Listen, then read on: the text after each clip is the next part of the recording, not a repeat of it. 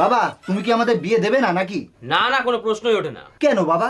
পাড়া প্রতিবেশী থেকে শুরু করে সবাই আমাকে বলছে যে তোর বিয়ে কবে বিয়ে কবে, এমনকি মন্দিরে পুরোই তো রেডি। আমি বেঁচে থাকতে এই বিয়ে আমি কোনোদিন মেনে নেবো না। বাবা আমি কিন্তু কোর্ট ম্যারেজ করে নেবো। হ্যাঁ হ্যাঁ, যা যা, তোর যা ভালো লাগে তুই তাই কর। বাবা আমি কিন্তু পালিয়ে গিয়ে মন্দিরে বিয়ে করে নিচ্ছি। তাই তাড়াতাড়ি যা, দেরি করছিস কেন? চলে যাচ্ছি কিন্তু। আরে হ্যাঁ যা, কোনো কিছু কম পড়লে বলিস। চলো।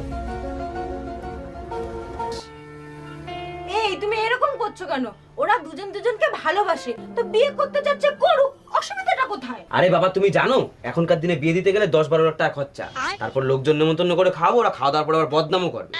আমিও চাই ওরা পালাই গিয়ে বিয়ে করুক, তাতে আমার টাকাও বেঁচে যাবে, আর তারপরে তো দুটো গোয়ার টিকিট কেটে দেবো, হানিমুন থেকে ওরা এমনিই সুরসুর করে বাড়ি চলে আসবে, ওদের বিয়েও হয়ে গেল, আমার খরচা বেঁচে গেল। তোমার মতো কিপটে লোক আমি জন্মে দেখিনি। কি কিপটে শ্বশুর রে বাবা।